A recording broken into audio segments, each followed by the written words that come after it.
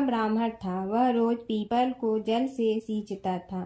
People में से रोज एक लड़की निकलती और कहती, पिताजी मैं आपके साथ जाऊंगी। यह सुनते सुनते बूढ़ा दिन ब दिन कमजोर होने लगा। तो बुढ़िया ने पूछा कि क्या बात है। बूढ़ा बोला कि पीपल से एक लड़की निकलती है और कहती है कि वह भी मेरे साथ चलेगी। बुढ़िया बोली कि कल ले आना उस लड़की को, जहाँ 6 लड़कियां पहले से ही हमारे घर में है, वहाँ 7वीं लड़की और सही। अगले दिन बूढ़ा उस लड़की को घर ले आया। घर लाने के बाद बूढ़ा ब्राह्मण आटा मांगने गया तो उसने पहले दिनों की अपेक्षा आज ज्यादा आटा मिला था। जब बुढ़िया वह आटा छानने लगी तो लड़की ने कहा कि लाओ माँ, मैं छान देती हूँ। जब वह आटा छानने बैठी तो परात भर गई। उसके बाद माँ खाना बनाने जाने लगी तो लड़की बोली कि आज रसोई मैं बनाऊंगी। तो बुढ़िया बोली कि ना, तेरे हाथ जल जाएंगे। लेकिन लड़की नहीं मानी। वह रसोई में खाना बनाने गई तो उसने तरह तरह के 36 व्यंजन बना डाले और आज सभी ने भर पेट खाना खाया। इससे पहले वह आधा पेट भूखा ही रहते थे। रात हुई तो बुढ़िया का भाई आया और कहने लगा कि दीदी मैं तो खाना खाऊंगा। बुढ़िया परेशान हो गई कि अब खाना कहाँ से लाऊंगी। लड़की ने पूछा कि क्या बात है माँ। उसने कहा कि तेरा मामा आया है और रोटी खाएगा, लेकिन रोटी तो सबने खा ली है, अब उसके लिए कहाँ से लाऊंगी। लड़की बोली कि तू चिंता मत कर माँ, मैं बना दूंगी। और वह रसोई में गई और मामा के लिए 36 व्यंजन बना दी। मामा ने भरपेट खाया और कहा भी कि ऐसा खाना इससे पहले उसने कभी नहीं खाया है। बुढ़िया ने कहा कि भाई तेरी बावनी भाजी है, उसी ने बनाया है। शाम हुई तो लड़की बोली कि माँ चौका लगा के चौके का दिया जला देना, कोठे में मैं सोऊंगी। बुढ़िया बोली कि ना बेटी, तू डर जाएगी। लेकिन वह बोली कि ना माँ, मैं नहीं डरूंगी, मैं अंदर कोठे में ही सोऊंगी। वह कोठे में ही जाकर सो गई। आधी रात को लड़की उठी और चारों ओर आंख मारी तो धन ही धन हो गया। वह बाहर जाने लगी तो एक बूढ़ा ब्राह्मण सो रहा था। उसने देखा तो कहा कि बेटी तू कहाँ चली। लड़की बोली कि मैं तो दरिद्रता दूर करने आई थी, अगर तुम्हें दूर करवानी है तो करवा लो। उसने बूढ़े के घर में भी आँख से देखा तो चारों ओर धन ही धन हो गया। सुबह सवेरे सब उठे तो लड़की को ना पाकर उसे ढूंढने लगे कि पावनी बेटी कहाँ चली गई। बूढ़ा ब्राह्मण बोला कि वह तो लक्ष्मी माता थी, जो तुम्हारे साथ मेरी दरिद्रता भी दूर कर गई। हे लक्ष्मी माता, जैसे आपने उनकी दरिद्रता दूर की, वैसे ही सबकी करना। गणेश और बुढ़िया माई की कथा। एक बुढ़िया थी, वह बहुत ही गरीब और दृष्टिहीन थी। उसके एक बेटा और बहू थे। वह बुढ़िया सदैव गणेश जी की पूजा किया करती थी। एक दिन गणेश जी प्रकट होकर उस बुढ़िया से बोले, बुढ़िया माँ, तू जो चाहे सो मांग ले। बुढ़िया बोली, मुझे तो मांगना नहीं आता, कैसे और क्या मांगूं। तब गणेश जी बोले, अपने बहू बेटे से पूछ कर मांग ले। तब बुढ़िया ने अपने बेटे से कहा, गणेश जी कहते हैं तू कुछ मांग ले, बता मैं क्या मांगूं। पुत्र ने कहा, माँ तू धन मांग ले। बहू से पूछा तो बहू ने कहा, नाती मांग ले। तब बुढ़िया ने सोचा कि ये तो अपने अपने मतलब की बात कर रहे हैं।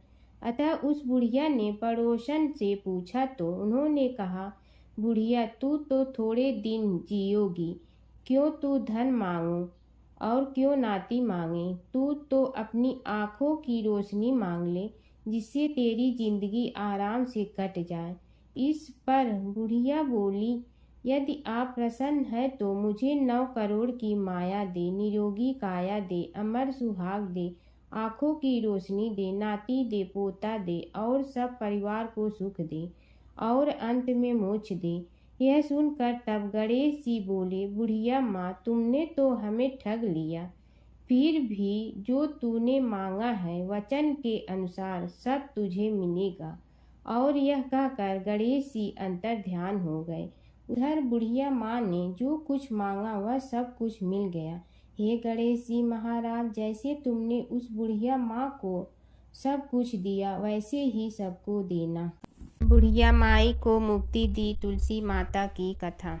एक बुढ़िया माई तुलसी जी को सींचती और कहती कि हे तुलसी माता, सत की दाता, मैं तेरा बिडला सींचती हूँ, मुझे बहू दे, पीताम्बर की धोती दे, मीठा मीठा घास दे, बैकुंठा में वास दे, चटक की चाल दे, पटक की मोत दे, चंदन का काठ दे, रानी सा राज दे, दाल भात का भोजन दे, 11 की मौत दे, कृष्ण जी का कंधा दे। तब तुलसी माता यह सुनकर सूखने लगी।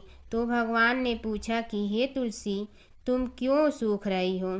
तुलसी माता ने कहा कि एक बुढ़िया रोज आती है और यही बात कह जाती है, मैं सब बात तो पूरा कर दूंगी, लेकिन कृष्ण का कंधा कहाँ से लाऊंगी? तो भगवान बोले, जब वो मरेगी तो मैं अपने आप कंधा दे आऊँगा, तू बुढ़िया माई से कह देना। जब बुढ़िया माई मर गई, सब लोग आ गए। जब माई को ले जाने लगे तो वह किसी से न उठी। तब भगवान एक 12 बरस के बालक का रूप धारण करके आए। बालक ने कहा, मैं कान में एक बात कहूँगा तो बुढ़िया माई उठ जाएगी। बालक ने कान में कहा, बुढ़िया माई मन की निकाल ले, पीताम्बर की धोती ले, मीठा मीठा घास ले, बैकुंठा का वास ले, चटक की चाल ले, पटक की मोत ले, कृष्ण जी का कंधा ले। यह सुनकर बुढ़िया माई हल्की हो गई। भगवान ने कंधा दिया और बुढ़िया माई को मुक्ति मिल गई। हे तुलसी माता, जैसे बुढ़िया माई को मुक्ति दी वैसे सबको देना। जमुना की कहानी। प्राचीन समय में एक गांव था जिसमें 2 बहनें रहा करती थी। एक बहन का नाम गंगा था तो दूसरी बहन का नाम जमुना था। एक बार दोनों बहनें एक साहूकार के खेत से गुजर रही थी तो जमुना ने 13 दाने जौ के तोड़ लिए, जिसे देख गंगा बोली कि तुझे तो ग्रहण लग गया, तूने चोरी की है। इस पर जमुना बोली कि अब मेरा ग्रहण कैसे धुलेगा। गंगा ने कहा कि तुझे 12 साल तक साहूकार के यहाँ नौकरी करनी पड़ेगी, तभी तेरा पाप धुलेगा और ग्रहण से मुक्ति मिलेगी। जमुना साहूकार के यहाँ नौकरी के लिए जाती है और अपने लिए काम मांगती है। साहूकार उसे काम पर रख लेता है, लेकिन काम करने से पहले जमुना उसे कहती है कि मैं सारे काम करूंगी लेकिन 4 काम नहीं करूंगी। जूठे बर्तन नहीं मांजूंगी, झाड़ू नहीं लगाऊंगी, बिस्तर नहीं बिछाऊंगी और दिया नहीं जलाऊंगी। 12 साल के बाद कुंभ का मेला लगा तो साहूकारनी भी कुंभ नहाने जाने लगी। जमुना ने उसे जाते देख कहा कि कुंभ के मेले में मेरी बहन गंगा मिलेगी तो उसे यह सोने का टक्का दे देना, इससे वह अपने हाथों में सुंदर चूड़ियां पहन लेगी। साहूकारनी ने कुंभ के मेले में गंगा को वह सोने का टका दे दिया। गंगा ने उनसे वह टका लेते हुए कहा कि मेरी बहन को कहना कि उसके 12 वर्ष पूरे हो गए हैं, अब वह वहां वापिस आ जा। साहूकार व साहूकारनी वापिस घर आए तब जमुना मटके में पानी भर रही थी। दोनों जमुना से बोले कि हमने सोने का वह टका तेरी बहन गंगा को दे दिया था और उसने कहा है कि तेरे 12 वर्ष पूरे हो गए हैं, इसलिए अब तुम वापिस जाओ। यह समाचार सुनते ही जमुना सहस्त्र धारा में बदल गई और बहने लगी। जमुना जी का यह रूप देखकर साहूकार और साहूकारनी परेशान हो गई थी।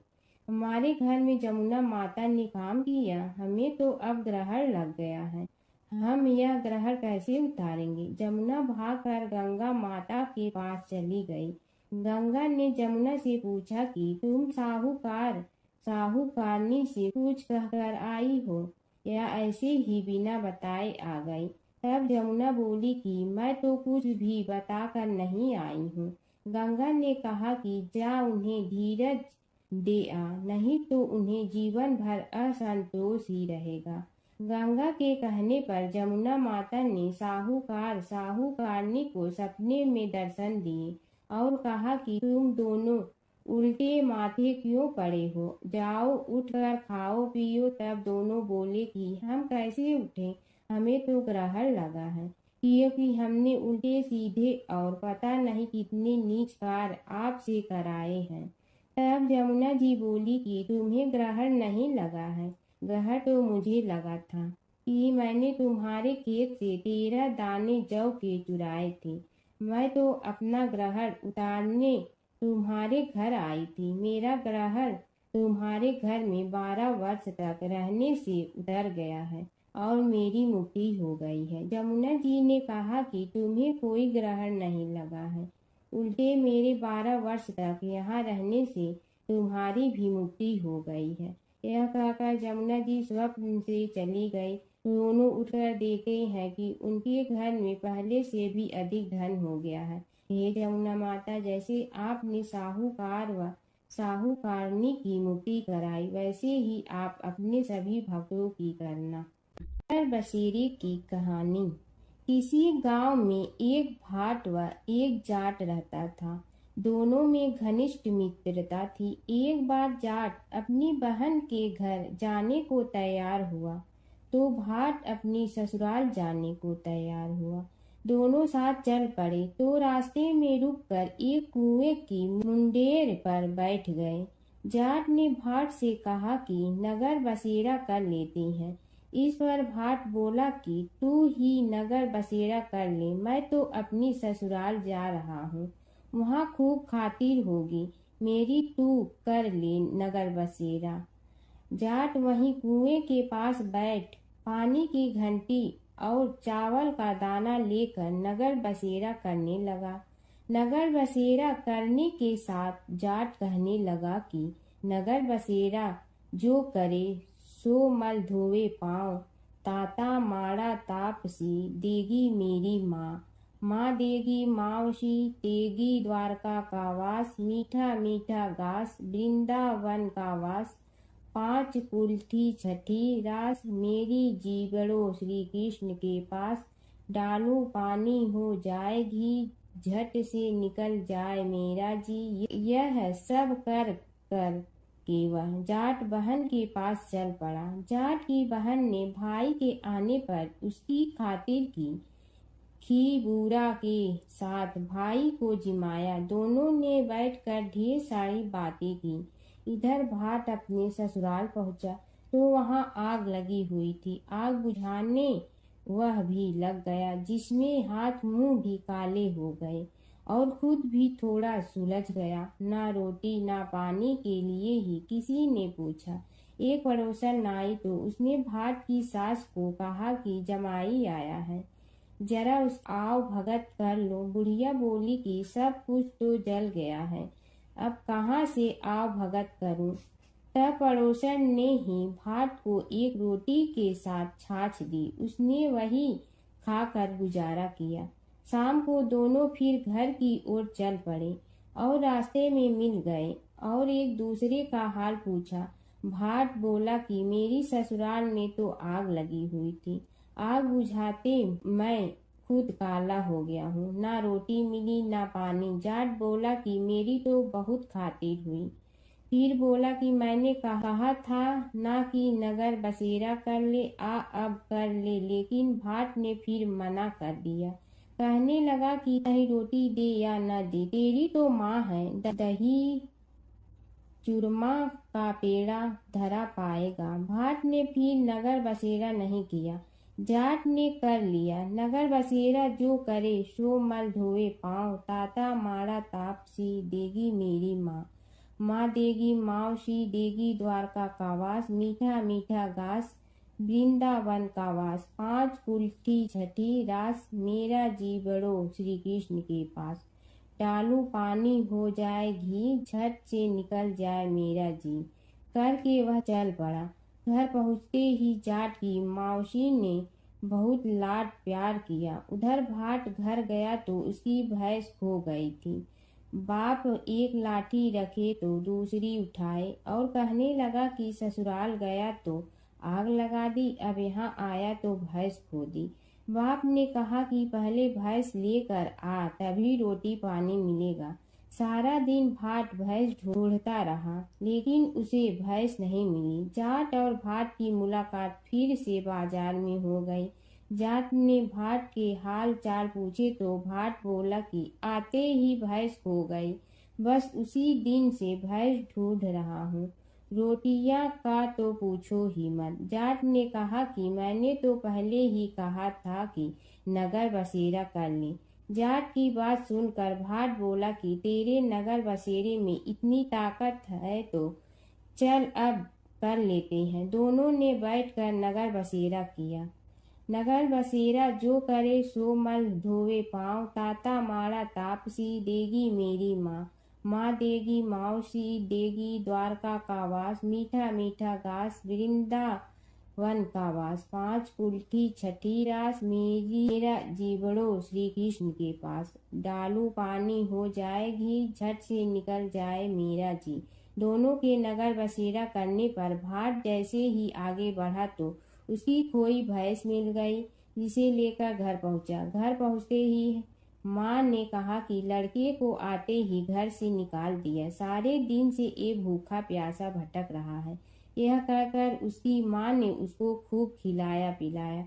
इस घटना के बाद सारे नगर में ढिंढोरा पिटवा गया कि तब कोई अपने पीहर या सास से आते जाते नगर बसेरा करें। जैसे भाट को नगर बसेरा करने का फल मिला, वैसे ही हर किसी को मिलती है। माता सीता की कथा। यह कहानी सीता माता कहती थी और श्री राम इसे सुना करते थे। एक दिन श्री राम भगवान को किसी काम के लिए बाहर जाना पड़ा, तो सीता माता कहने लगी कि भगवान, मेरा तो 12 वर्ष का नित्य नियम है। अब आप बाहर जाएंगे तो मैं अपनी कहानी किसे सुनाऊंगी। श्री राम ने कहा कि तुम कुएं की पाल पर जाकर बैठ जाना और वहां जो औरतें पानी भरने आएंगी उन्हें अपनी कहानी सुना देना। सीता माता कुएं की पाल पर जाकर बैठ जाती हैं। एक स्त्री आई, उसने रेशम की जड़ी की साड़ी पहन रखी थी और सोने का घड़ा ले रखा था।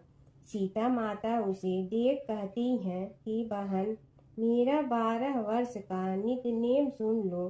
पर वह स्त्री बोली कि मैं तुम्हारा नित्य नेम सुनूंगी तो मुझे घर जाने में देरी हो जाएगी और मेरी सास मुझसे लड़ेंगी। उसने कहानी नहीं सुनी और चली गई। उसकी रेशम जड़ी की साड़ी फट गई। सोने का घड़ा मिट्टी के घड़े में बदल गया।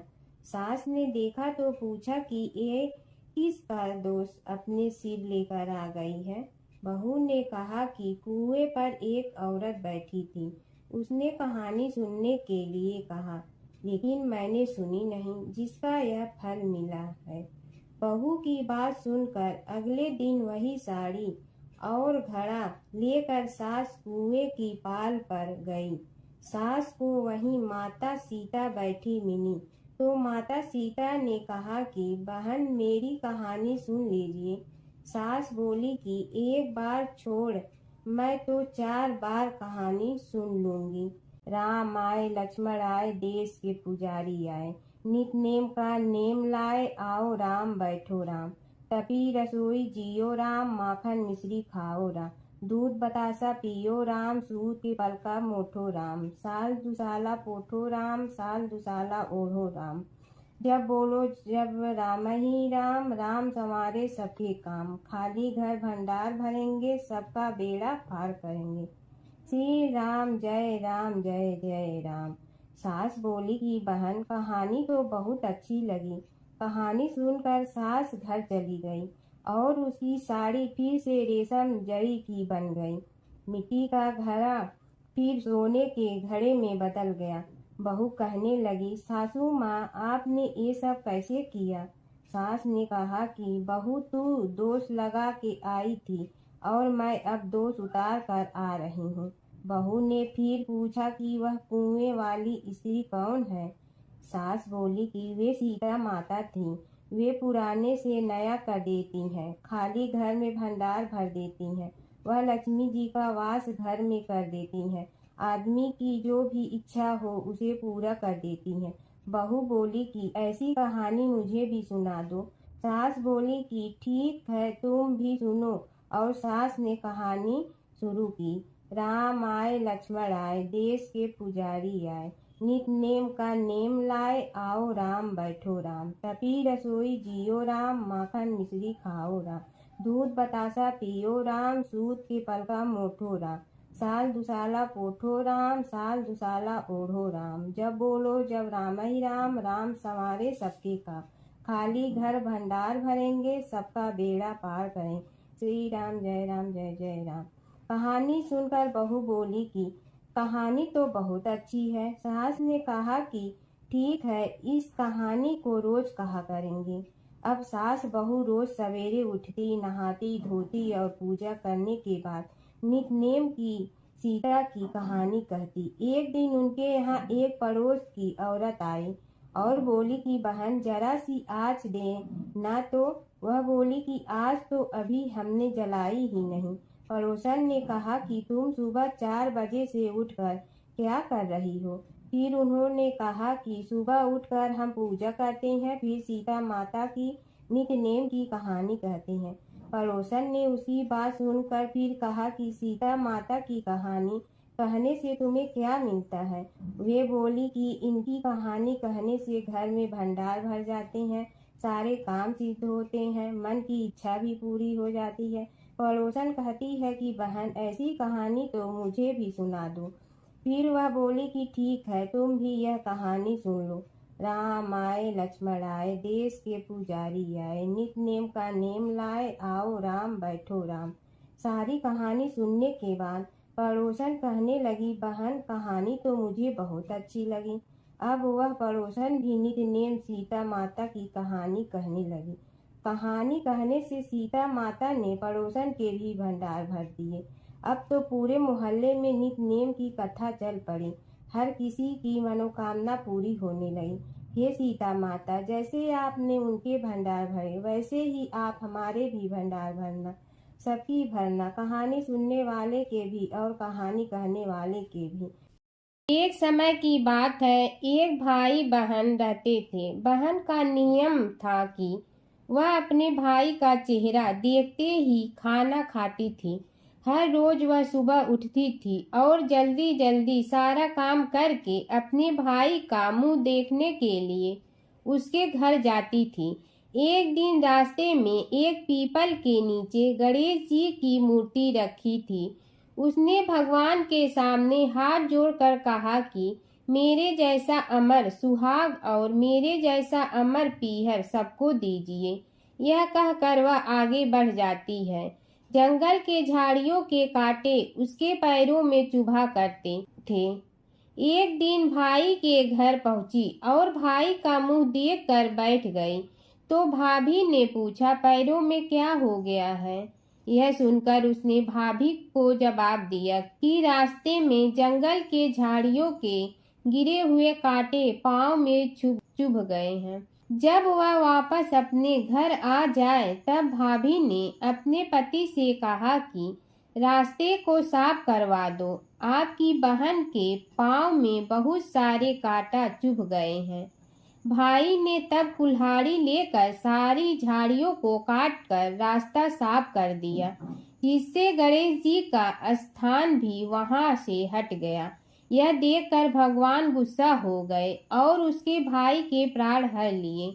लोग अंतिम संस्कार के लिए जब भाई को ले जा रहे थे तब उसकी भाभी रोते हुए लोगों से कही, थोड़ी देर रुक जाओ, उसकी बहन आने वाली है, वह अपने भाई का मुंह देखे बिना नहीं रह सकती है, उसका यह नियम है। तब लोगों ने कहा, आज तो देख लेगी पर कल कैसे देखेगी?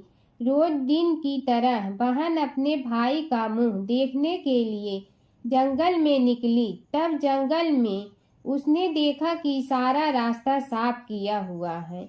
जब वह आगे बढ़ी तो उसने देखा कि सिद्ध विनायक को भी वहां से हटा दिया गया है।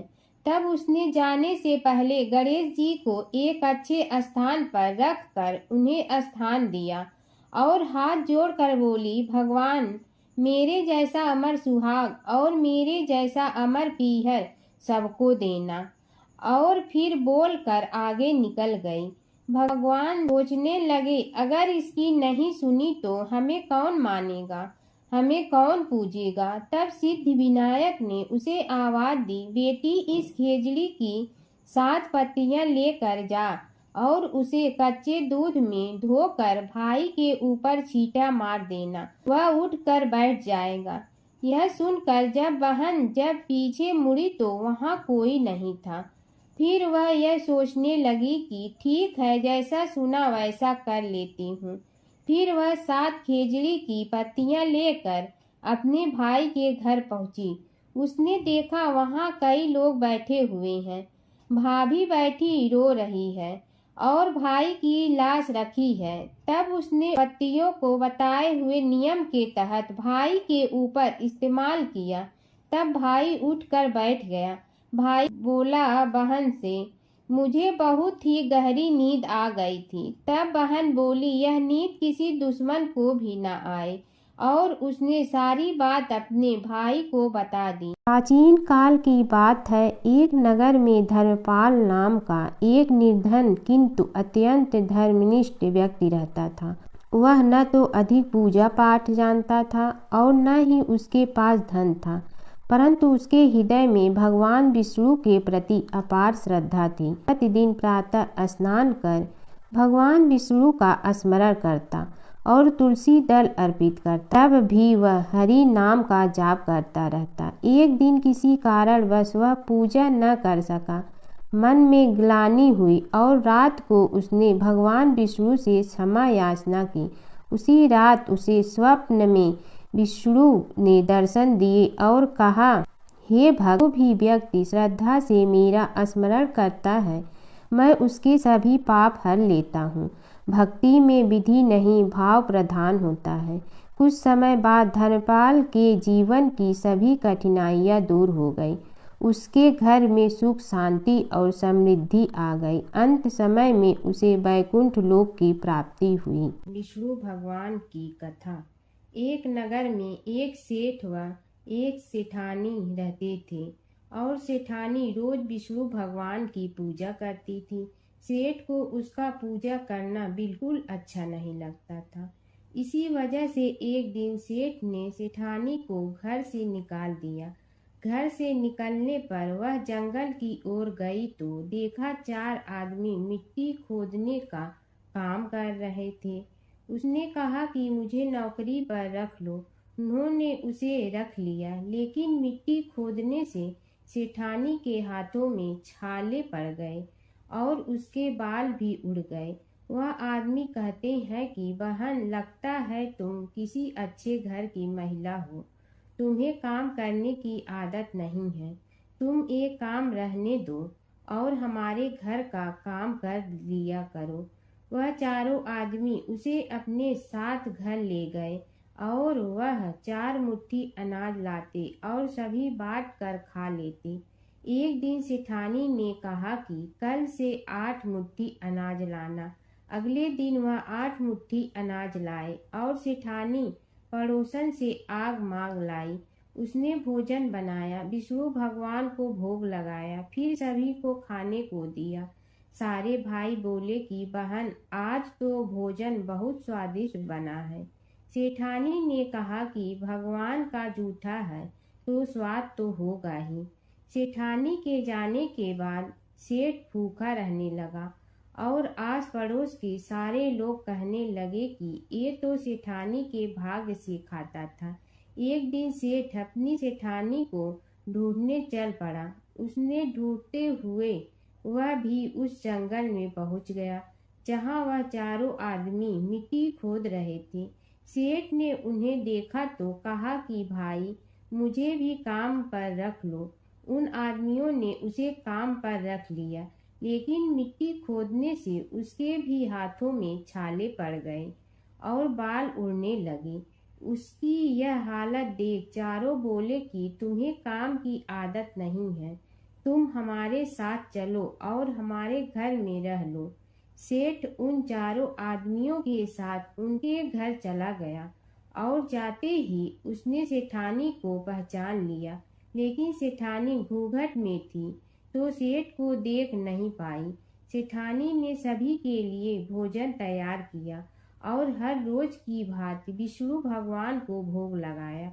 उसने उन चारों भाइयों को भोजन परोस दिया, लेकिन जैसे ही वह सेठ को भोजन देने लगी तो विष्णु भगवान ने उसका हाथ पकड़ लिया। भाई बोले कि बहन, ये तुम क्या कर रही हो? वह बोली, मैं कुछ नहीं कर रही हूँ, मेरा हाथ तो विष्णु भगवान ने पकड़ लिया है। भाई बोले, हमें भी विष्णु भगवान के दर्शन कराओ। उसने भगवान से प्रार्थना की तो विष्णु जी प्रकट हो गए। सभी ने दर्शन किए। सेठ ने सेठानी से क्षमा मांगी और सेठानी को साथ चलने को कहा। भाइयों ने अपनी बहन को बहुत सा धन देकर विदा किया। जब सेठानी के साथ सेठ भी भगवान विष्णु की पूजा करने लगा और उनके परिणाम से उनका घर अन्न धन से भर गया। भगवान विष्णु और नारद की कथा। एक बार नारद मुनि जी ने भगवान विष्णु जी से पूछा, हे भगवान, आपका इस समय सबसे प्रिय भक्त कौन है? अब विष्णु तो भगवान हैं, सो झट से समझ गए अपने भक्त नारद मुनि की बात और मुस्कुरा कर बोले, मेरा सबसे प्रिय भक्त उस गांव का एक किसान है। यह सुनकर नारद मुनि जी थोड़ा निराश हुए और फिर से एक प्रश्न किया, हे भगवान, आपका बड़ा भक्त तो मैं हूँ, तो फिर सबसे प्रिय क्यों नहीं? भगवान विष्णु जी ने नारद मुनि जी से कहा, इसका जवाब तो तुम खुद ही दोगे। जाओ, एक दिन उसके घर रहो और फिर सारी बात मुझे बताना। नारद मुनि जी सुबह सवेरे मुंह अंधेरे उस किसान के घर पहुंच गए। देखा अभी अभी किसान जगा है और उसने अब सबसे पहले अपने जानवरों को चारा देता, फिर मुंह धोता, दैनिक कार्यों से निवृत्त होता, जल्दी जल्दी भगवान का नाम लिया, रूखी सूखी रोटी खाकर जल्दी जल्दी अपने खेतों पर चला गया।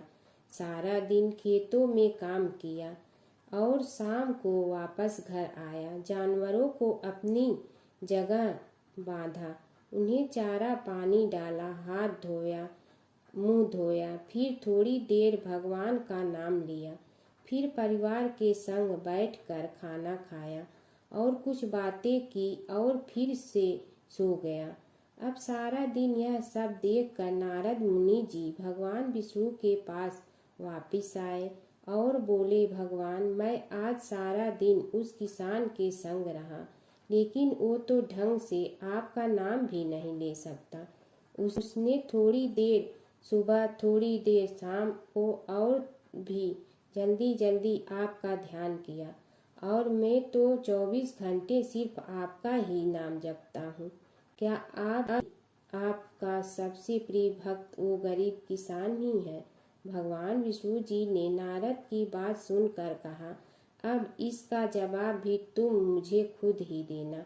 और भगवान विष्णु जी ने एक कलश अमृत से भरा नारद मुनि को थमाया और बोले, इस कलश को लेकर तुम तीनों लोकों की परिक्रमा कर के आओ, लेकिन ध्यान रहे अगर एक बूंद भी अमृत नीचे गिरा तो तुम्हारी सारी भक्ति और गुण नष्ट हो जाएगी। नारद मुनि तीनों लोकों की परिक्रमा करके जब भगवान विष्णु के पास वापस आए तो खुश होकर बोले, भगवान, मैंने एक बूंद भी अमृत नीचे नहीं गिरने दिया। विष्णु भगवान ने पूछा, और इस दौरान तुमने मेरा नाम कितना बार लिया, मेरा स्मरण कितनी बार किया?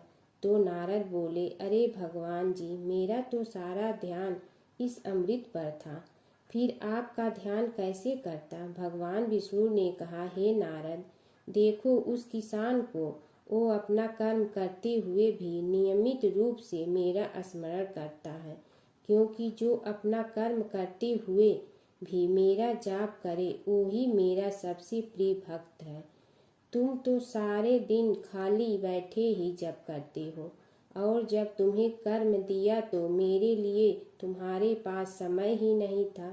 तो नारद मुनि सब समझ गए और भगवान के चरण पकड़ कर बोले, हे भगवान, आपने मेरा अहंकार तोड़ दिया, आप धन्य हैं। एक समय की बात है कि विष्णु भगवान का विवाह लक्ष्मी जी के साथ निश्चित हो गया। विवाह की तैयारी होने लगी। सभी देवताओं को निमंत्रण भेजे गए, परंतु गणेश जी को निमंत्रण नहीं दिया। कारण जो भी रहा हो, अब भगवान विष्णु की बारात जाने का समय आ गया। सभी देवता अपनी पत्नियों के साथ विवाह समारोह में आए। उन सब ने देखा कि गणेश जी कहीं दिखाई नहीं दे रहे हैं।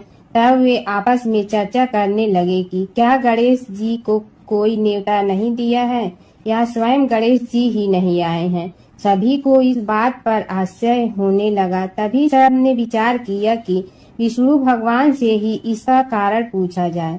विष्णु भगवान से पूछने पर उन्होंने कहा कि हमने गणेश जी के पिता भोलेनाथ महादेव को न्योता भेजा है। यदि गणेश जी अपने पिता के साथ आना चाहते हैं तो आ जाते, अलग से न्योता देने की कोई आवश्यकता भी नहीं थी। दूसरी बात यह है कि उनको 1.25 मन मूंग, 1.25 मन चावल, 1.25 मन घी और 1.25 मन लड्डू का भोजन दिन भर में चाहिए। यदि गणेश जी नहीं आएंगे तो कोई बात नहीं, दूसरे के घर जाकर इतना सारा खाना पीना अच्छा भी नहीं लगता।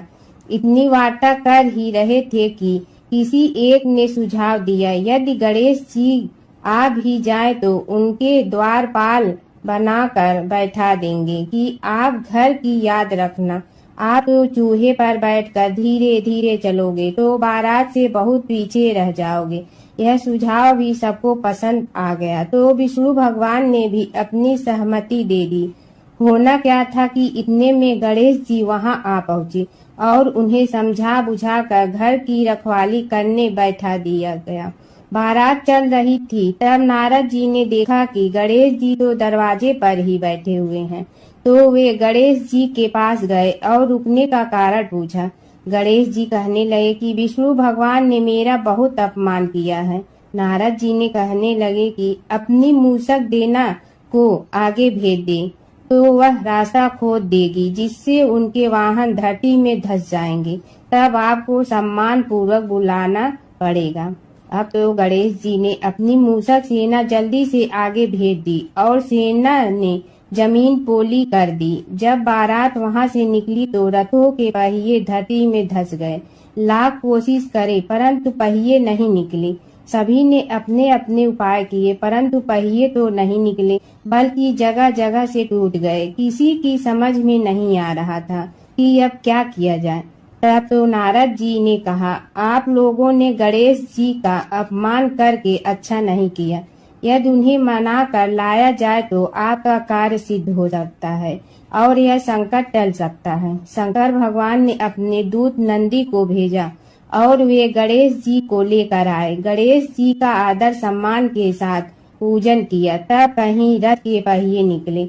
अब रथ के पहिए निकल के परंतु टूट फूट गए तो उन्हें सुधारे गए। पास के खेत में खाती काम कर रहा था, उसे बुलाया गया। खाती अपना कार्य करने के पहले श्री गणेशाय नमः कहकर गणेश जी की वंदना मन ही मन करने लगा। देखते ही देखते खाती ने सभी पहियों को ठीक कर दिया। तब खाती कहने लगा कि हे देवताओं, आपने सर्वप्रथम गणेश जी को नहीं मनाया होगा और न ही उनकी पूजन की होगी, इसीलिए तो आपके साथ यह संकट आया है। हम तो मूर्ख अज्ञानी हैं, फिर भी पहले गणेश जी को पूजते हैं, उनका ध्यान करते हैं। आप लोग तो देवतागण हैं, फिर भी आप गणेश जी को कैसे भूल गए। अब आप लोग भगवान श्री गणेश जी की जय बोल कर जाएं तो आपके सब काम बन जाएंगे और संकट कट जाएंगे। ऐसा कहते हुए बारात वहां से चल दी और विष्णु भगवान को लक्ष्मी जी के साथ विवाह संपन्न करा के सभी सकुशल घर लौट आए। हे गणेश जी महाराज, आपने विष्णु को जैसे कारज सारियो ऐसे कारज सबको सिद्ध कर दो। बोलो गजानन भगवान की जय। एक बार एक नगर में एक मालिन रहती थी। उसके पति चल बसे थे। उसका एक 4 साल का पुत्र था। उसकी सास कठोर हृदय की स्त्री थी। वह बहू को बहुत तकलीफ देती थी। एक दिन सास ने बहू और पोते को घर से निकाल दिया। वे दोनों रोते हुए चलते चलते एक जंगल में जा पहुंचे। वहां एक बड़े पेड़ के नीचे बैठ गए। वहां से थोड़ी दूर पर एक गणेश जी का मंदिर था। वहां बहुत लोग गणेश जी के दर्शन करने आते थे। दर्शन करके गणेश जी को प्रसाद चढ़ाते थे। फिर वह प्रसाद सबको बांट देते थे। इस प्रसाद से माँ बेटे का गुजारा होने लगा। दोनों गणेश जी की पूजा पाठ में लग गए। एक दिन उन्होंने सोचा क्यों न हम भी जंगल से फूल ला कर बेचें। वे रोज जंगल से फूल लाकर उसकी माला बनाकर बेचने लगे। साथ में पूजा की सामग्री और प्रसाद भी बेचने लगे। इससे उनको आमदनी होने लगी। गणेश जी की कृपा से आमदनी बढ़ने लगी। जल्दी ही उन्होंने एक मकान और एक दुकान बना लिया। एक राजा की लड़की मंदिर में रोज पूजा करने आती थी। मालिन के बेटे को देखकर राजकुमारी उस पर मोहित हो गई और उससे विवाह करने की सोचने लगी। उसने अपनी भाभी से अपने मन की बात कही। भाभी अनुभवी थी। उसने कहा, ये तो मालिन का बेटा है और तुम एक राजा की बेटी हो। यदि तुमने उससे विवाह किया तो तुम्हारी बहुत बेइज्जती होगी। पर राजकुमारी अपनी बात पर अड़ी रही। उसने कहा, मैंने तो प्रतिज्ञा कर ली है कि उसी से विवाह करूंगी। भाभी ने घर जाकर सारी बात राजा को बता दी। राजा ने मना नहीं किया और विवाह के लिए तैयार हो गए। उन्होंने बड़े धूमधाम से बेटी का विवाह मालिन के बेटे के साथ कर दिया। मालिन ने सबसे पहले बेटे बहू को गणेश जी के मंदिर में ले जाकर पूजा पाठ करवाया और गणेश जी का आशीर्वाद दिलवाया। इसके बाद पूरे नगर में यह बात फैल गई कि गणेश जी की पूजा करने से सब दुख कष्ट दूर हो जाते हैं। इस बात पर सुनते ही नगर के सभी लोग मंदिर आने लगे। मालिन और उसके बेटे की बिक्री और बढ़ गई। उधर उसकी सास के बुरे दिन आ गए। अन्नदाता उससे रूठ गए और वह भूखों मरने लगी। एक दिन वह रोती धोती उसी गणेश जी के मंदिर में आ पहुंची। वहां वह मालिन के बेटे से बोली, मैं भूखी हूँ, मुझे रोटी कपड़ा दे दो, इसके बदले में तुम्हारा सारा काम कर दूंगी। लड़के को दया आ गई और उसे काम पर रख लिया। उसने अपनी दादी को नहीं पहचाना। जब मालिन घर आई तो उसने सास को पहचान लिया। वह सास से बोली, सासू जी आप यहाँ कैसे? सास ने पोते की तरफ इशारा करके कहा, मेरी इस सेठ के यहाँ नौकरी लग गई है। बहू बोली, यह आपका पोता है और यह घर भी आपका ही है, यह दुकान भी आपकी ही है। जब आपने हमें घर से निकाला तब गणेश जी ने हमारी रक्षा की। बहू की बात सुनकर सास बोली, मेरी करनी मैं भोगूंगी। बहू बोली, सासू जी अब आप हमारे यहाँ रहो और पोते का सुख देखो। हे गणेश जी महाराज, जैसा सुख आपने मालिन को दिया वैसा ही सुख सबको देना। गणेश जी की कथा। एक बार गणेश जी एक छोटे बालक के रूप में चिमटी में चावल और चमचे में दूध लेकर निकले।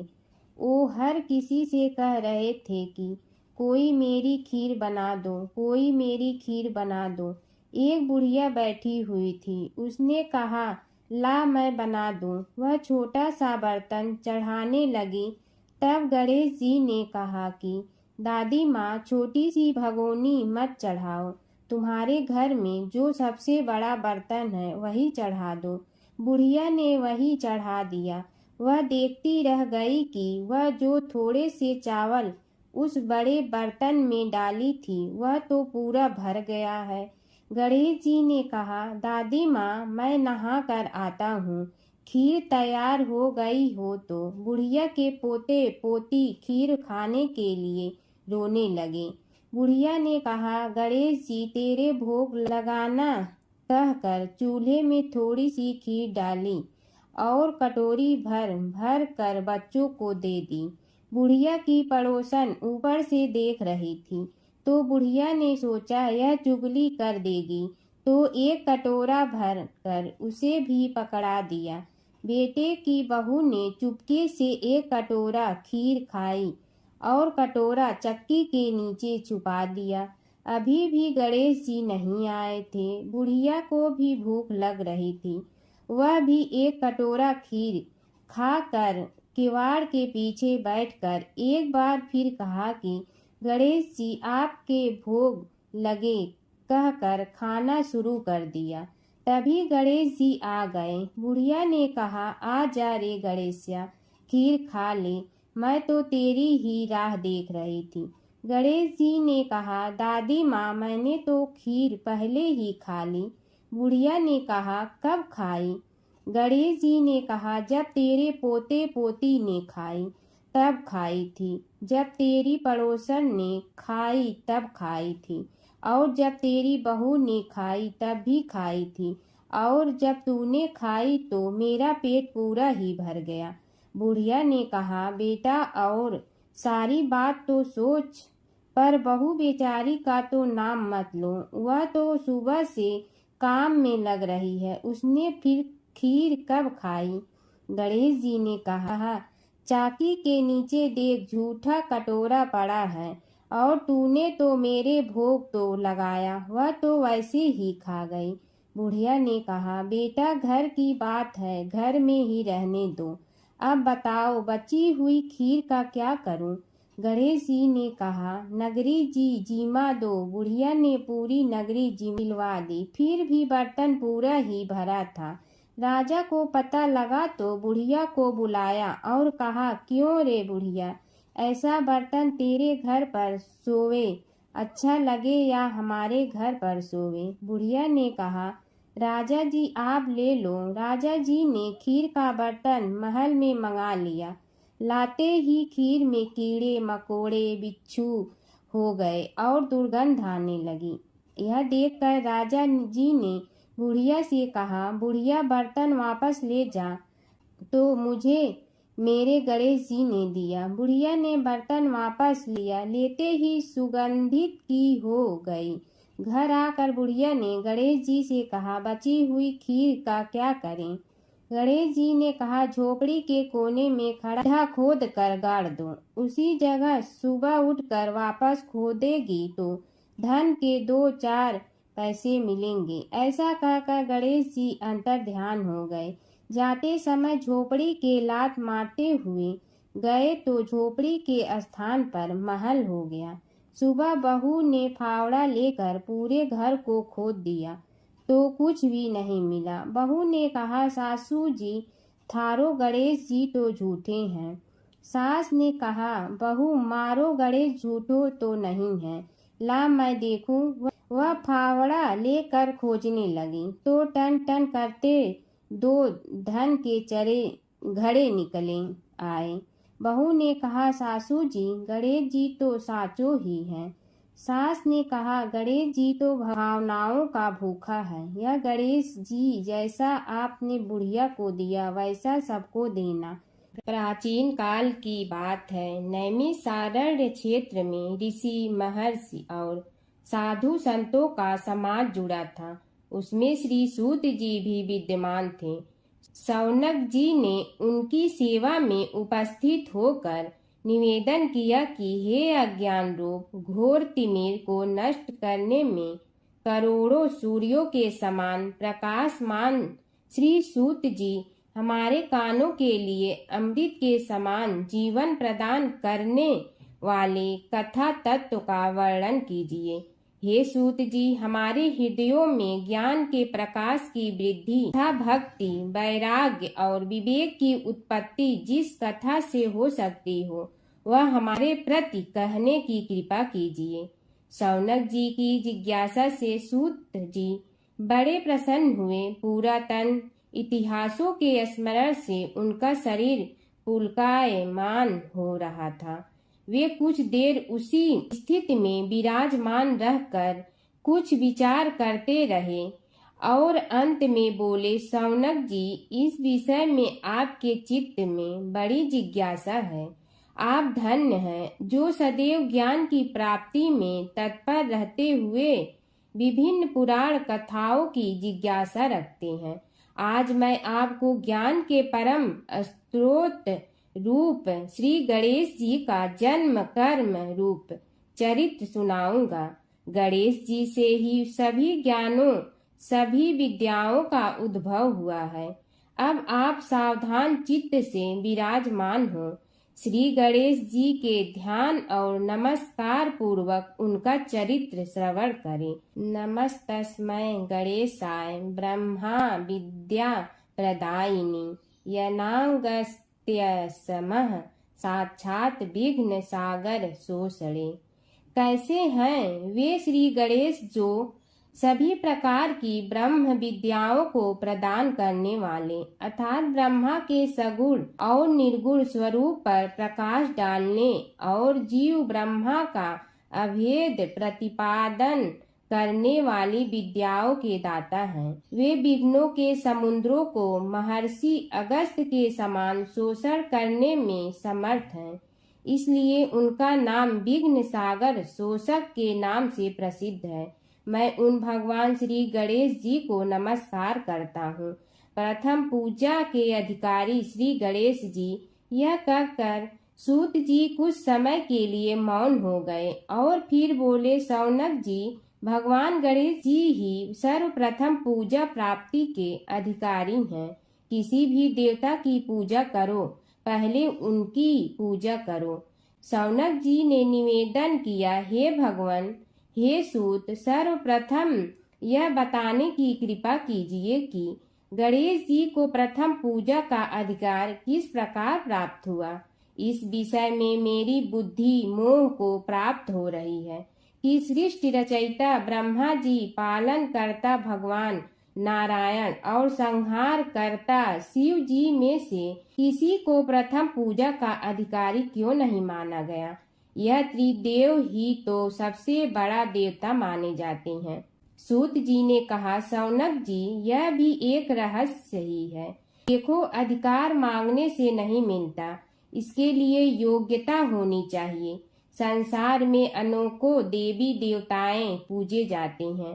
पहले जो जिसका इष्ट देव होता है वह उसी की पूजा किया करता है। इससे बड़े देवताओं के महत्व में कमी आने की आशंका उत्पन्न हो गई। इस कारण देवताओं में परस्पर विवाद होने लगा। वे उसका निर्णय प्राप्त करने के लिए शिव जी के पास पहुँचे और प्रणाम करके पूछने लगे, प्रभु, हम सब में प्रथम पूजा का अधिकारी कौन है। शिव जी सोचने लगे कि किसे प्रथम पूजा का अधिकारी माने। तभी उन्हें एक युक्ति सूझी। बोले, देवगण, इसका निपटारा बातों से नहीं तथ्यों से होगा। इसके लिए एक प्रतियोगिता रखनी होगी, शिव की परिक्रमा करने की प्रतियोगिता। देवगण उनका मुख देखने लगे, शंकित हृदय से सोचने लगे कि कैसी प्रतियोगिता रहेगी। यह शिव जी ने उनके मन के भाव ताड़ लिए, इसलिए सांत्वना भरे शब्दों में बोले, घबराओ मत, कोई कठिन परीक्षा नहीं ली जाएगी। बस इतना ही कि सभी अपने अपने वाहनों पर चढ़कर संसार की परिक्रमा करो और फिर यहाँ लौट आओ। जो पहले लौटेगा वही सर्वप्रथम पूजा का अधिकारी होगा। अब क्या देर थी, सभी अपने अपने वाहन पर चढ़कर दौड़ पड़े। किसी का वाहन गजराज था तो किसी का सिंह, किसी का भैंसा तो किसी का मृग, किसी का हंस तो किसी का उल्लू, किसी का अश्व तो किसी का श्वान। अभिप्राय यह है कि वाहनों को विविधता के दर्शन उस समय जितने भले प्रकार से हो सकते थे उतने अन्य समय में नहीं। सबसे गया बीता वाहन गणेश जी का था मूषक, उससे चूहा भी कहते हैं। ऐसे वाहन के बल भरोसे इस प्रतियोगिता में सफल होना तो क्या, सम्मिलित होना भी हास्यास्पद है। गणेश जी ने सोचा, छोड़ो, क्या होगा प्रतियोगिता में भाग लेने से, हम तो यहाँ बैठे रहकर ही तमाशा देखेंगे। वे बहुत देर तक विचार करते रहे। अंत में उन्हें एक युक्ति सूझी। शिव जी स्वयं ही जगदाता हैं, यह संसार उन्हीं का प्रतिबिंब है, तब क्यों न इन्हीं की परिक्रमा कर ली जाए। इनकी परिक्रमा करने से ही संसार की परिक्रमा हो जाएगी। ऐसा निश्चय कर उन्होंने मूषक पर चढ़कर शिव जी की परिक्रमा की और उनके समक्ष जा पहुँचे। शिव जी ने कहा, तुमने परिक्रमा पूर्ण कर ली? उन्होंने उत्तर दिया, जी हाँ। शिव जी सोचने लगे कि इसे तो यहीं घूमते हुए देखा, फिर परिक्रमा कैसे कर आया। देवताओं का परिक्रमा करके लौटना आरंभ हुआ और उन्होंने गणेश जी को वहां बैठे देखा तो माथा ठनक गया। फिर भी साहस करके बोले, अरे तुम विश्व की परिक्रमा के लिए नहीं गए? गणेश जी ने कहा, अरे मैं कब का यहाँ आ गया। देवता बोले, तुम्हें तो कहीं भी नहीं देखा। गणेश जी ने उत्तर दिया, देखते कहाँ से, समस्त संसार शिव जी में विद्यमान है। इनकी परिक्रमा करने से ही संसार की परिक्रमा पूर्ण हो गई। सूत जी बोले, शौनक, इस प्रकार गणेश जी ने अपनी बुद्धि के बल पर ही विजय प्राप्त कर ली। उनका कथन सत्य था, इसलिए कोई विरोध करता भी तो कैसे। बस उसी दिन से गणेश जी की प्रथम पूजा होने लगी। सूत जी बोले, हे शौनक जी, यह एक तथ्य है कि गणेश जी ही उसके पात्र हैं। वे बड़े देवता का भी कार्य सिद्धि में विघ्न उपस्थित होने पर उन विघ्न राज का आश्रय न लिया हो। हे शौनक, वे देव भी बड़े दयालु हैं। नाम तो शिव जी का ही आशुतोष है, किंतु वे सर्वात्मा और सर्वरक्षक प्रभु तो शिव जी की अपेक्षा भी शीघ्र ही प्रकट हो जाते हैं। उनका भक्त कभी किसी संकट में नहीं पड़ता। यदि प्रारब्ध वशात कभी किसी विपत्ति में पड़ भी जाता है तो गणेश्वर की उपासना करने पर उनके अनुग्रह से उनके समस्त दुख दूर होकर परम सुख की प्राप्ति होती है। शौनक ने कहा, हे सूत जी, हे महाभाग, हे प्रभु, मैं गणेश जी के विभिन्न चरित्रों का अध्ययन करना चाहता हूँ, तो मुझे बताइए कि किस ग्रंथ का अवलोकन करूँ। हे दयामय, आपको तो उनके समस्त चरित्र विदित है कि यदि आप ही उन्हें सुनाने की कृपा करें तो मेरा अत्यधिक उपकार होगा।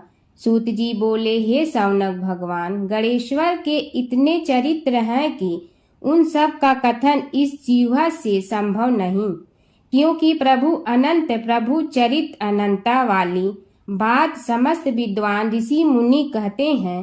फिर भी गणेश जी प्रथम पूजा के अधिकारी होने के कारण समस्त देव चरित्रों में जुड़े हुए हैं, इसलिए उनका प्रभाव भी सर्वाधिक व्यापक है। हे मुने, हे शौनक, वे भगवान सर्व समर्थ हैं। वे सभी का तिरस्कार करने में समर्थ हैं, किंतु उनका तिरस्कार कोई भी नहीं कर सकता। यह त्रिलोक्य उन्हीं भगवान के संकेत पर नित्य करता है। इसकी समस्त क्रियाएं उन्हीं की इच्छा पर आश्रित हैं। हे शौनक भगवान गणेश्वर स्वयं कहते हैं, शिवे विष्णु च शक्तौ च सूर्यमयी निराधिप यो भेद बुद्धियोगः स सम्य योगो मतो मम। हे नरेश्वर, हे वरेण्य, शिव, विष्णु, शक्ति, सूर्य और मुझ गणेश में जो अभेद बुद्धि योग है, मेरे मत में वही सम्यक योग है। इससे यह भी सिद्ध है कि समस्त देवता उन्हीं के स्वरूप हैं। वे ही भगवान विभिन्न कार्य रूपों के अनुसार अपना भिन्न भिन्न नाम रखते हैं। हे मुनि श्रेष्ठ, उन सब देवताओं के चरित्र भी उन्हीं गणराज के चरित्र हैं। यद्यपि सब चरित्र एक ही ग्रंथ में मिलने में संभव नहीं है, फिर भी गणेश्वर के अनेकों प्रमुख चरित्रों का वर्णन गणेश पुराण में हुआ है। राजा सोमकांत का वृत्तांत कथन। शौनक जी ने पूछा, हे प्रभु, गणेश पुराण का आरंभ किस प्रकार हुआ, यह मुझे बताने की कृपा करे। इस पर सूत जी ने कहने लगे, हे शौनक, यद्यपि गणेश पुराण है तो बहुत प्राचीन, क्योंकि भगवान गणेश्वर तो आदि हैं। न जाने कब से गणेश जी अपने उपासकों पर कृपा करते चले आ रहे हैं। उनके अनंत चरित्र हैं, जिनका संग्रह एक महापुराण का रूप ले सकता है। उसे एक बार भगवान नारायण ने नारद जी को और भगवान ने शंकर और जगन जननी पार्वती जी को सुनाया था। बाद में वही पुराण संक्षेप रूप में ब्रह्मा जी ने महर्षि वेद व्यास को सुनाया और फिर व्यास जी ने महर्षि भृगु को सुनाया। भृगु ने कृपा करके सौराष्ट्र के एक राजा सोमकांत को सुनाया था। तब से वह पुराण अनेक कथाओं में विस्तृत होता रहा और अनेक कथाओं से रहित होता हुआ अनेक रूप में प्रचलित है। शौनक जी ने पूछा, भगवान आप यह बताने का कष्ट करें कि राजा सोमकांत कौन था। उसने महर्षि से गणेश पुराण का श्रवण कहाँ किया था, उस पुराण के श्रवण से उसे क्या क्या उपलब्धियां हुई। हे नाथ, मुझे श्री गणेश्वर की कथा के प्रति उत्कंठा बढ़ती ही जा रही है। सूत जी बोले, हे शौनक, सौराष्ट्र के देवनगर नाम की एक प्रसिद्ध राजधानी थी। वहाँ का राजा सोमकांत था। वह अपनी प्रजा का पुत्र के समान पालन करता था। वह वेद ज्ञान संपन्न, शस्त्र विद्या में पारंगत एवं प्रबल प्रतापी राजा, समस्त राजाओं में मान्य तथा अत्यंत वैभवशाली था। उसका ऐश्वर्य कुबेर के भी ऐश्वर्य को लज्जित करता था। उसने अपने पराक्रम से अनेकों देश जीत लिए थे। उसकी पत्नी अत्यंत रूपवती, गुणवती, धर्माज्ञा एवं पतिव्रत धर्म का पालन करने वाली थी। वह सदैव अपने प्राणनाथ की सेवा में लगी रहती थी। उसका नाम सुधर्मा था। जैसे वह प्रतिव्रता थी, वैसे ही राजा भी एक पत्नी व्रता का पालन करने लगा। उसके हेमकांत नामक एक सुंदर पुत्र था। वह भी सभी विद्याओं का ज्ञाता और अस्त्र शस्त्रादि के अभ्यास में निपुण हो गया था।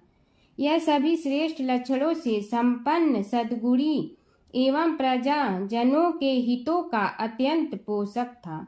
इस प्रकार राजा सोमकांत स्त्री पुत्र, पशुवाहन, राज्य एवं प्रतिष्ठा आदि से सब प्रकार सुखी था। उससे दुख तो था ही नहीं। सभी राजागण उसका हार्दिक सम्मान करते थे तथा उसकी श्रेष्ठ कीर्ति भी संसार व्यापी थी। परंतु युवा अवस्था के अंत में सोमकांत को घृणित कोष्ठ रोग हो गया। उसके अनेक उपचार किए गए किंतु कोई लाभ नहीं हुआ। रोग शीघ्रता से बढ़ने लगा और उसके कीड़े पड़ गए। जब रोग की अधिक वृद्धि होने लगी और उसका कोई उपाय न हो सका तो राजा ने मंत्रियों को बुलाकर कहा, सुव्रतो, जाने किस कारण यह रोग मुझे पीड़ित कर रहा है। अवश्य ही यह किसी पूर्व जन्म के पाप का फल होगा।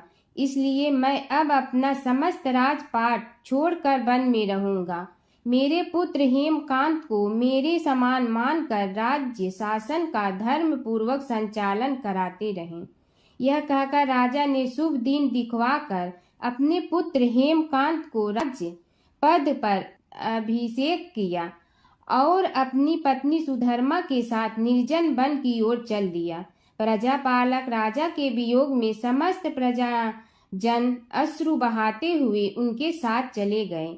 राज्य की सीमा पर पहुंचकर राजा ने अपने पुत्र अमात्यगण और प्रजा जनों को समझाया, आप सब लोग धर्म के जानने वाले, श्रेष्ठ आचरण में तत्पर एवं सहृदय हैं। यह संसार तो वैसे भी परिवर्तनशील है। जो आज है वह कल नहीं था और आने वाले कल में भी नहीं रहेगा। इसलिए मेरे जाने से दुख का कोई कारण नहीं है। मेरे स्थान पर मेरा पुत्र सभी कार्यों को करेगा। इसलिए आप सब उसके अनुशासन में रहते हुए उसे सदैव सम्मान करते रहें।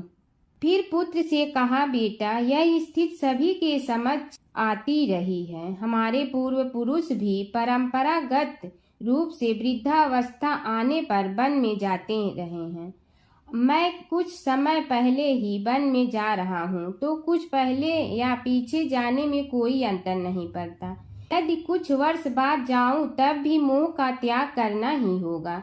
इसलिए हे वत्स, तुम दुखित मत हो और मेरी आज्ञा मानकर राज्य शासन को ठीक प्रकार चलाओ। ध्यान रखना, क्षत्रिय धर्म का कभी त्याग न करना और प्रजा को सदा सुखी रखना। इस प्रकार राजा सोमकांत ने सभी को समझा बुझाकर वहां से वापस लौट आया और स्वयं अपनी पतिव्रता भार्या के साथ वन में प्रवेश किया। पुत्र हेमकांत के आग्रह से उसने सुबल और ज्ञान गम्य नामक 2 आत्माओं को भी साथ ले लिया। उन सब ने एक समतल एवं सुंदर स्थान देखकर वहां विश्राम किया। तभी उन्हें एक मुनि कुमार दिखाई दिया। राजा ने उससे पूछा, तुम कौन हो, कहाँ रहते हो? यदि उचित समझो तो मुझे बताओ। मुनि बालक ने कोमल बाड़ी में कहा, मैं महर्षि भृगु का पुत्र हूँ। मेरा नाम च्यवन है। हमारा आश्रम निकट में ही है। अब आप भी अपना परिचय दीजिए। राजा ने कहा, मुनि कुमार, आपका परिचय पाकर मुझे बड़ी प्रसन्नता हुई। मैं सौराष्ट्र के देवनगर नामक राज्य का अधिपति रहा हूँ। अब अपने पुत्र को राज्य देकर मैंने अरण्य की शरण ली है। मुझे कुष्ठ रोग अत्यंत पीड़ित किए हुए हैं। उसकी निवृत्ति का कोई उपाय करने वाला हो तो कृपा कर मुझे बताइए। मुनि कुमार ने कहा, मैं अपने पिताजी से अपना वृतांत कहता हूँ, फिर वे जैसा कहेंगे आपको बताऊंगा। यह कहकर मुनि बालक चला गया और कुछ देर में ही आकर बोला, राजन, मैंने आपका वृतांत अपने पिताजी को बताया। उनकी आज्ञा हुई है कि आप सब मेरे साथ आश्रम में चलकर उनसे भेंट करें, तभी आपके रोग के विषय में भी विचार किया जाएगा। राजा सोमकांत के पूर्व जन्म का वृत्तांत भृगु द्वारा वर्णन। राजा अपनी पत्नी और अमात्यों के सहित च्यवन के साथ साथ भृगु आश्रम में जा पहुंचा और उन्हें प्रणाम कर बोला, हे भगवान, हे महर्षि, मैं आपकी शरण हूँ। आप मुझ कुष्ठी पर कृपा कीजिए। महर्षि बोले, राजन, यह तुम्हारे किसी पूर्व जन्म कृत पाप का ही उदय हो गया है। इसका उपाय मैं विचार करके बताऊंगा। आज तो तुम सब स्नान आदि से निवृत्त होकर रात्रि विश्राम करो। महर्षि की आज्ञा अनुसार सबने स्नान भोजन आदि के उपरांत रात्रि व्यतीत की और प्रातः काल स्नान आदि नित्य कर्मों से निवृत्त होकर महर्षि की सेवा में उपस्थित हुए। महर्षि ने कहा, राजन, मैंने तुम्हारे पूर्व जन्म का वृतांत जान लिया हूँ और यह भी विदित कर लिया है कि किस पाप के फल से तुम्हें इस रोग की प्राप्ति हुई है। यदि तुम चाहो तो उसे सुना दूं। राजा ने हाथ जोड़कर निवेदन किया, बड़ी कृपा होगी मुनिनाथ, मैं उसे सुनने के लिए उत्कंठित हूँ। महर्षि ने कहा, तुम पूर्व जन्म में एक धनवान वैश्य के लाडले पुत्र थे। वह वैश्य विंध्याचल के निकट कौलहार नामक ग्राम में निवास करता था। उसकी पत्नी का नाम सुलोचना था। तुम उसी वैश्य दंपत के पुत्र हुए। तुम्हारा नाम कामद था। तुम्हारा लालन पालन बड़े लाड चाव से हुआ। उन्होंने तुम्हारा विवाह एक अत्यंत सुंदरी वैश्य कन्या से कर दिया था, जिसका नाम कुटुम्बिनी था। यद्यप तुम्हारी भार्या सुशीला थी और तुम्हें सदैव धर्म में निरत देखना चाहती थी, किंतु तुम्हारा स्वभाव वासनांध होने के कारण दिन प्रतिदिन उज्जवल होता जा रहा था। किंतु माता पिता भी धार्मिक थे, इसलिए उनके सामने तुम्हारी उज्ज्वलता दबी रही। परंतु माता पिता की मृत्यु के बाद तुम निरंकुश हो गए और अपनी पत्नी की बात भी नहीं मानते थे। तुम्हें अनाचार में प्रवृत्त देखकर उसे दुख होता था, तो भी उसका कुछ बस न चलता था। तुम्हारी उन्मत्तता चरम सीमा पर थी। अपनों से भी द्वेष और क्रूरता का व्यवहार किया करते थे, हत्या आदि कराते थे। तुम्हारे लिए सामान्य बात हो गई। पीड़ित व्यक्तियों ने तुम्हारे विरुद्ध राजा से पुकार की। अभियोग चला और तुम्हें राज्य की सीमा से भी बाहर चले जाने का आदेश हुआ। तब तुम घर छोड़कर किसी निर्जन वन में रहने लगे। उस समय तुम्हारा कार्य लोगों को लूटना और हत्या करना ही रह गया। एक दिन माध्याह्न काल था। गुणवर्धक नामक एक विद्वान ब्राह्मण उधर से निकला। बेचारा अपनी पत्नी को लिवाने के लिए ससुराल जा रहा था। तुमने उस ब्राह्मण युवक को पकड़कर लूट लिया। प्रतिरोध करने पर उसे मारने लगे तो वह चित्कार करने लगा, मुझे मत मार, मत मार, देख मेरा दूसरा विवाह हुआ है, मैं पत्नी को लेने के लिए जा रहा हूँ। किंतु तुम तो क्रोधवश में ऐसे लीन हो रहे थे कि तुमने उसकी बात सुनकर भी नहीं सुनी। जब उसे मारने लगे तो उसने श्राप दे दिया, अरे हत्यारे, मेरी हत्या के पाप से तो सहस्त्र कल्प तक घोर नरक भोगोगे। तुमने उसकी कोई चिंता न की और सिर काट लिया। राजन, तुमने ऐसी ऐसी एक नहीं बल्कि अनेक निरीह हत्याएं की थी, जिनकी गणना करना भी पाप है। इस प्रकार इस जन्म में तुमने घोर पाप कर्म किए थे, किंतु बुढ़ापा आने पर जब अशक्त हो गए तब तुम्हारे साथ जो क्रूर कर्मा थे वे भी किनारा कर गए। उन्होंने सोच लिया कि अब तो इसे खिलाना भी पड़ेगा, इसलिए मरने दो यहीं। अमोघ प्रभाव गणेश उपासना का कथन। राजन, अब तुम निरालंब थे, चल फिर तो सकते ही नहीं थे। भूख से पीड़ित रहने के कारण रोगों ने भी घेर लिया। उधर से जो कोई निकलता तुम्हें घृणा की दृष्टि से देखता हुआ चला जाता। तब तुम आहार की खोज में बड़ी कठिनाई से चलते हुए एक जीर्ण शीर्ण देवालय में पहुंचा। उसमें भगवान गणेश्वर की प्रतिमा विद्यमान थी। तब न जाने किस पुण्य के उदय होने से तुम्हारे मन में गणेश जी के प्रति भक्ति भाव जागृत हुआ। तुम निराहार रहकर उनकी उपासना करने लगे। उससे तुम्हें सब कुछ मिला और रोग भी कम हुआ। राजन, तुमने अपने साथियों की दृष्टि बचाकर बहुत सा धन एक स्थान पर गाड़ दिया था। अब तुमने उस धन को उसे देवालय के जीर्णोद्धार में लगाने का निश्चय किया। शिल्पी बुलाकर उस मंदिर को सुंदर और भव्य बनवा दिया। इस कारण कुख्याति सुख्याति में बदलने लगी। फिर यथा समय तुम्हारी मृत्यु हुई। यमदूतों ने पकड़कर तुम्हें यमराज के समक्ष उपस्थित किया। यमराज तुमसे बोले, जीव, तुमने पाप और पुण्य दोनों ही किए हैं और दोनों का ही भोग तुम्हें भोगना है, किंतु पहले पाप का फल भोगना चाहते हो पुण्य का। इसके उत्तर में तुमने प्रथम अपने पुण्य कर्मों के भोग की इच्छा प्रकट की और इसीलिए उन्होंने तुम्हें राजकुल में जन्म लेने के लिए भेज दिया। पूर्व जन्म में तुमने भगवान गणाध्यक्ष का सुंदर एवं भव्य मंदिर बनवाया था, इसलिए तुम्हें सुंदर देह की प्राप्ति हुई। यह कहकर महर्षि भृगु कुछ रुके। उन्होंने देखा कि राजा को इस वृतांत पर शंका हो रही है। तभी महर्षि के शरीर में असंख्य विकराल पक्षी उत्पन्न होकर राजा की ओर झपटे।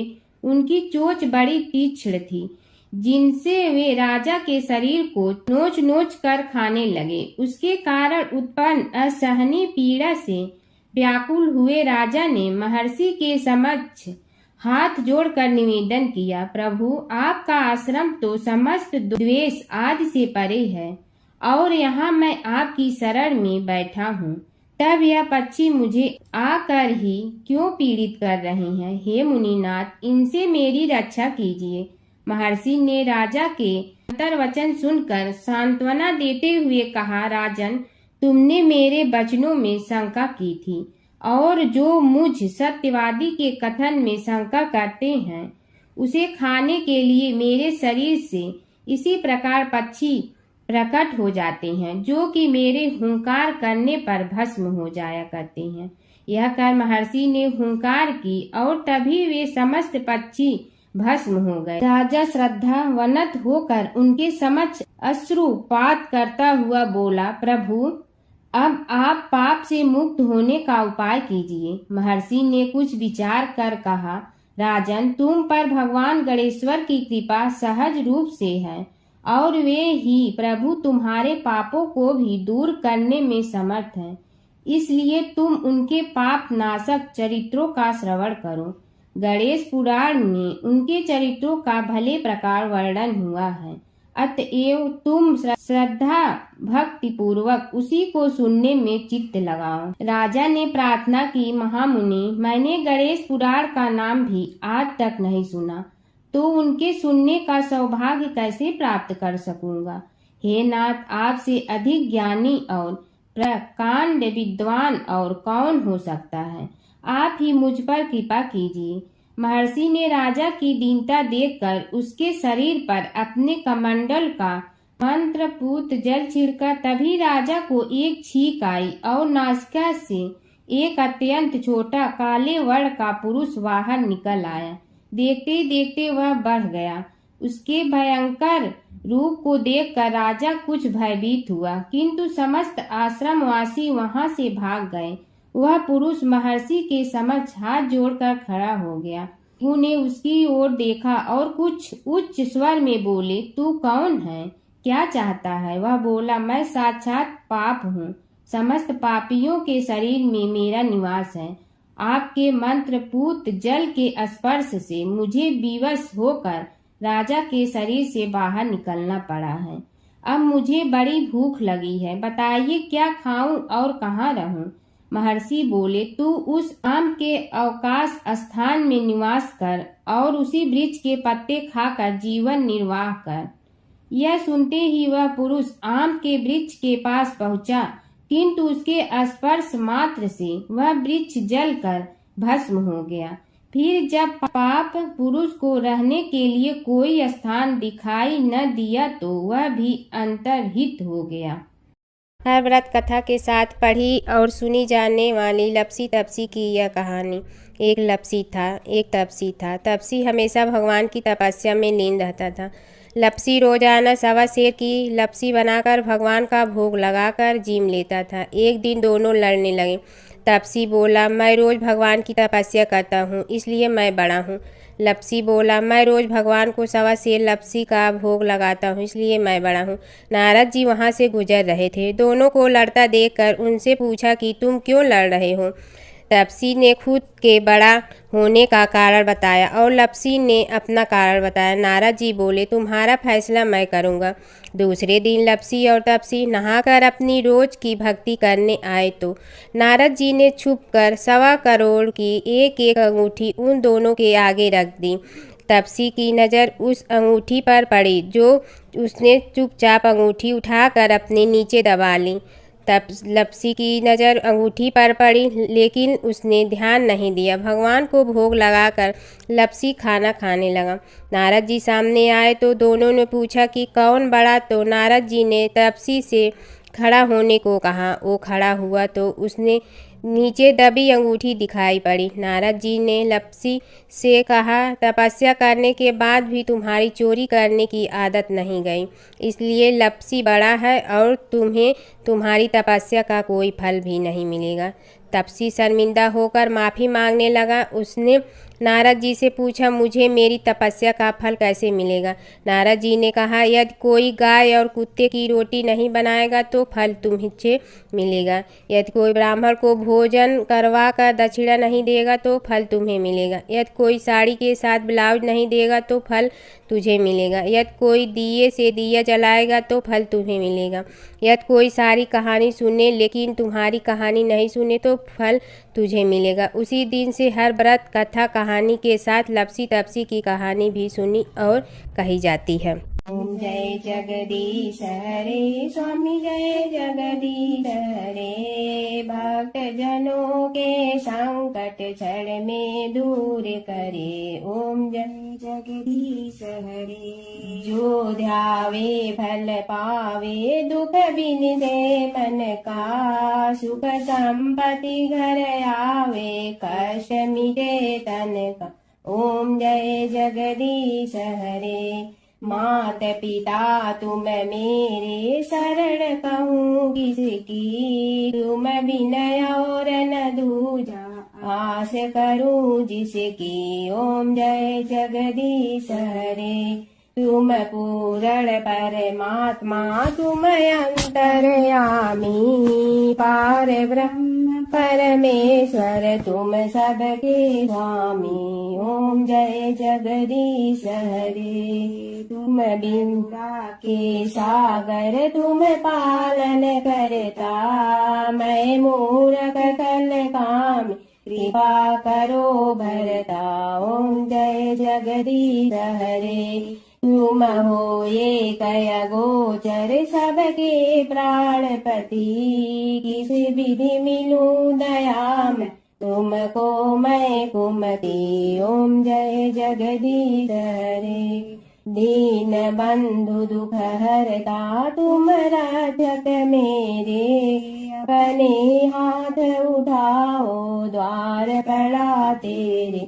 ओम जय जगदीश हरे। विषय विकार मिटा पाप हरो देवा, श्रद्धा भक्ति बढ़ाओ संतन की सेवा। ओम जय जगदीश हरे। तन मन धन सब तेरा, स्वामी सब कुछ है तेरा, तेरा तुझको अर्पण क्या लागे मेरा। ओम जय जगदीश हरे। जय जगदीश हरे। स्वामी जय जगदीश हरे। भक्त जनों के संकट जड़ में दूर करे। ओम जय जगदीश हरे। स्वामी जय जगदीश हरे।